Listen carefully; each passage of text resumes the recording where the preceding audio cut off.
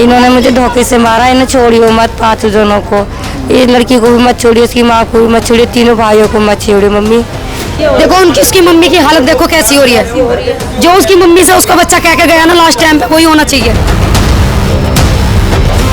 दिल्ली के गोकलपुरी इलाके से दर्दनाक खबर सामने आई है। युवक की उसी के घर के सामने बेरहमी से हत्या कर दी गई। मारे गए युवक की पहचान हिमांशु नाम से की जा रही है। बताया जा रहा है कि 2 मुस्लिम लड़कों ने मिलकर हिमांशु की हत्या कर दी। बताया जा रहा है कि हिमांशु का 2 मुस्लिम युवकों की बहन से दोस्ती थी और यह दोस्ती बहुत गहरी बताई जा रही है। और इसी बात को लेकर जो मुस्लिम पक्ष था वह काफी नाराज था। जो मुस्लिम युवक हैं शाहरुख और साहिल, ये 2 नाम बताए जा रहे हैं जिसने हिमांशु की हत्या कर दी। और इसी बात से नाराज शाहरुख और साहिल ने हिमांशु की हत्या कर दी। हिमांशु की जो उम्र बताई जा रही है, उम्र कोई ज्यादा नहीं, सिर्फ महज 19 साल बताई जा रही है। बताया जा रहा है कि आरोपियों ने पहले से ही हिमांशु के लिए घात लगाकर बैठे हुए थे और ऐसे में जब उनको हिमांशु मिलता है तो उस पर चाकुओं से हमला कर देते हैं। दोनों आरोपियों को अपनी बहन की दोस्ती इतनी नागवार गुजरी कि उन्होंने हिमांशु की बेरहमी से हत्या कर दी। क्या घटना हुई थी? किस आपका वो बच्चा है, क्या एज है? 17-19 साल का ये बस। 18-19 साल का? हाँ 18। मामला क्या था? बताया जा रहा है कि मुस्लिम लोगों ने मारा है। हाँ। क्यों? भैया वो उधर काम करने जाता था, रामदुआ रह थी उनके साथ, है ना। तो लड़की के साथ भी कलम वो थी बोलचाल, उसके भाइयों के साथ भी थी, उसकी माँ के साथ भी थी।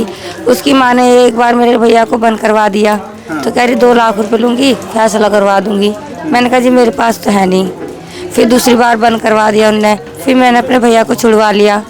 अब तीसरी बार ये कह रही तेरा लड़का मेरी लड़की को लेके भाग गया। मेरा लड़का घर में ही था, है ना। फिर पुलिस कंप्लेंट कर दी। पुलिस कंप्लेंट जब करी तो जब भी कोई बात नहीं हुई, उसके मैंने कहा अपने मेरा लड़का घर में ही था।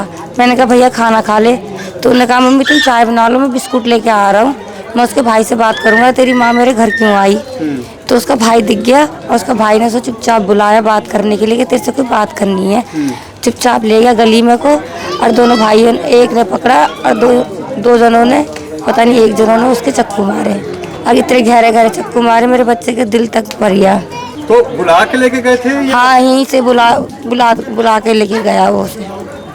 और लड़की भी और उसकी माँ भी लड़की को आगे कर करके पैसा ऐंठना चाह रहे थे कि इससे पैसा ऐंठेंगे, लेकिन ऐसी कोई बात नहीं थी जैसे ये सब बता रहे हैं कि लव स्टोरी, सिर्फ रामदुआ थी और कुछ भी नहीं था।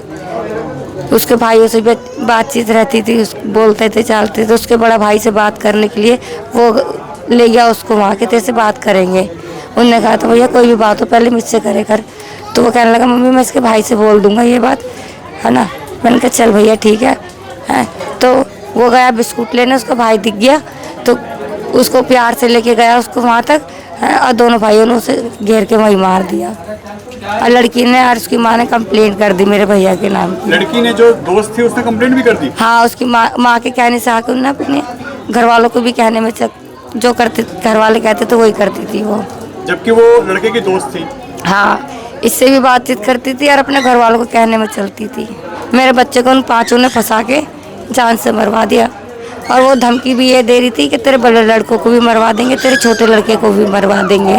धमकी भी देनी है उसके बाद? हाँ धमकी भी दे के जाती थी घर पे, उसका भाई और उसकी माँ। अच्छा बोल रहे हाँ। अभी तो ये भी बताया जा रहा है कि कोई शादी का मामला था क्या?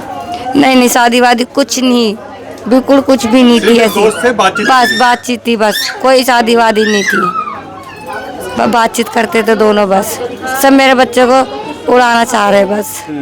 लेकिन ये इनकी मिली भगत थी, लड़की के ऊपर डाल के उसको मरवाने की साजिश थी बस। लड़की मुस्लिम थी? हाँ भैया मुसलमान थी वो, इसीलिए ये सब हुआ है। हाँ अब मुझे ये नहीं पता नाम क्या था जो जिन लड़कों ने मारा है? अब मुझे ये नहीं पता कि वो मुसलमान है इसलिए उन्होंने ऐसा करा या मेरे बच्चे से कोई दुश्मनी थी क्या, इसलिए मुर्गी जिससे मुर्गी काटते हैं वो छुरी मेरे बच्चे के मारी, मेरे बच्चे का दिल तक भी फाड़ दिया उन्होंने। टेम्पू में उसने मुझसे थोड़ी सी सांस बची थी, जब बात करी उन्होंने टेम्पू में मुझसे कि मम्मी इन्होंने मुझे धोखे से मारा, इन्हें छोड़ियो मत, 5 जनों को, ये लड़की को भी मत छोड़ियो, उसकी माँ को भी मत छोड़ियो, तीनों भाइयों को मत छोड़ियो मम्मी। बस इतना ही कहा उसने। अस्पताल जाते जाते उसने दम तोड़ दिया। लड़की यहाँ आई थी मिलने, बोला नहीं?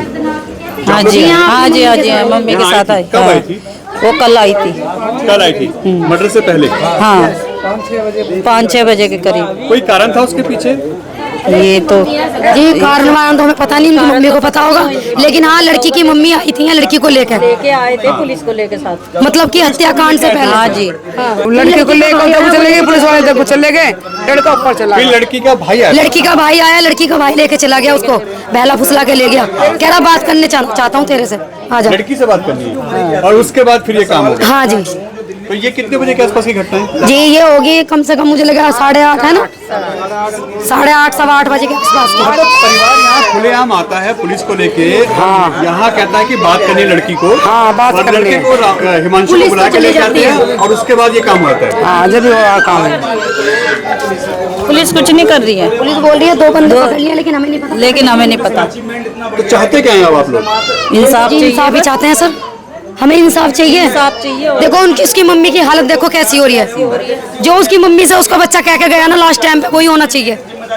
क्या कहा था लड़के ने? उसने लड़के ने मरते टाइम ये कहा है, वो उसकी मम्मी है, उसकी मम्मी से ये कहा मम्मी मुझे इंसाफ चाहिए, वे कोई भी बचना नहीं चाहिए, मुझे 3 लड़कों ने मारा है, तीनों उस लड़की के भाई हैं, और लड़की और उसकी माँ है, 5 जने हैं, सबको सजा मिलनी चाहिए। तो यानी यहाँ के जो पूरा इलाका है वो क्या चाहता है? क्योंकि सब में गुस्सा है। जी सभी यही चाहते हैं, सभी यही चाहते हैं। जी सभी इनके साथ हैं, जो ये चाहती है वही होएगा, हम भी इनके साथ ही हैं सब। इंसाफ चाहिए जी और सजा फांसी चाहिए। फांसी जी। ये मामला आपको कैसे पता चला और क्या मामला है? हमारे बड़े भाई हैं आज़ाद विनोद जी, सुदर्शन वाहिनी के राष्ट्रीय अध्यक्ष हैं रोहिणी से। उन्होंने मुझे फ़ोन किया था कि शायद गोपालपुर में कोई मामला हुआ है। जब मैंने गोपालपुर की टीम से पता कराया तो मुझे पता लगा कि पिंकी चौधरी भाई हैं, हमारे राष्ट्रीय अध्यक्ष हैं हिंदू रक्षा दल के, वो आए हुए थे यहाँ पे। और एक गोपालपुरी के अंदर हमारा एक छोटा भाई था हिमांशु, जिसकी हत्या जिहादियों द्वारा कर दी गई। जिहादी मैं इसलिए बोल रहा हूँ क्योंकि कई मीडिया चैनल उन्हें बोलते हैं कि धर्म विशेष, समुदाय विशेष।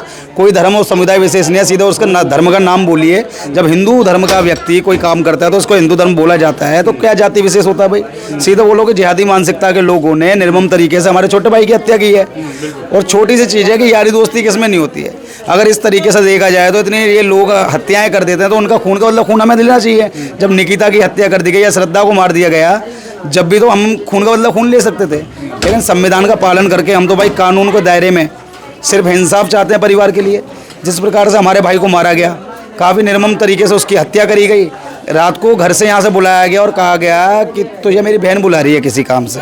उसी बहाने ले जाने के बाद यहीं से 3 गली आगे गेट लगा हुआ है उस गली में, उस गली में ले जाके हिमांशु के साथ मारपीट करके उस पर सीधे चाकुओं से वार कर दिया गया। और जब वो वापस यहाँ तक कुछ कोने पे आ पाया, उस दूरी पे उसकी मौत हो गई।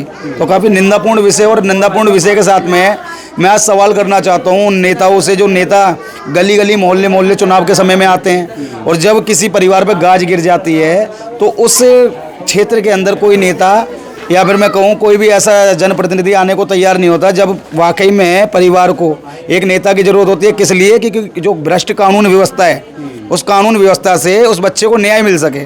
तो बस आपके चैनल के माध्यम से मैं इतना ही कहना चाहता हूँ कि क्षेत्र के जो मौजूदा सांसद हैं मनोज तिवारी जी, इस पूरे मामले को कहीं ना कहीं संज्ञान में लेकर डीसीपी महोदय को सीधे ऑर्डर करें और जल्द से जल्द ना फांसी की सजा हो। क्योंकि ऐसे जो लोग हैं, जो आरोपी हैं, ये समाज में दोबारा आएंगे तो दोबारा किसी की बेटे की जान ले सकते हैं, किसी की बहन बेटी की जान ले सकते हैं। तो ये लोग तो कहीं ना कहीं समाज के अंदर काफ़ी घातक साबित हो सकते हैं।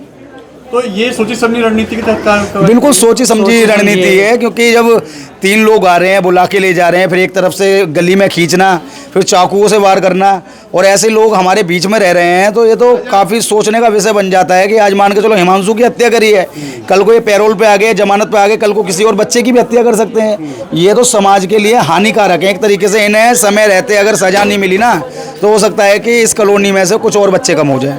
तो यानी उस लड़की के ऊपर जिसका आरोप लग रहे हैं, वो उसने पहले प्यार के जाल में फंसाया, फिर मतलब दोस्ती करी और उसके बाद रणनीति के तहत मारा गया है। देखिए ऐसा था, देखो दोस्ती तो किसी में भी हो सकती है, साथ पढ़ने वाले हों या मोहल्ले पड़ोस में रहने वाले हों, दोस्ती कोई गलत चीज़ नहीं है। गलत चीज़ जब बन जाती है जब कुछ बच्ची के साथ गलत हुआ या हमारे भाई के साथ गलत हुआ हो। जब मान लो छोटी चीज़ है तो दोस्ती पता लग गई उसके भाई को, तो इसमें मतलब जान से मारने की तो कोई बात ही नहीं थी।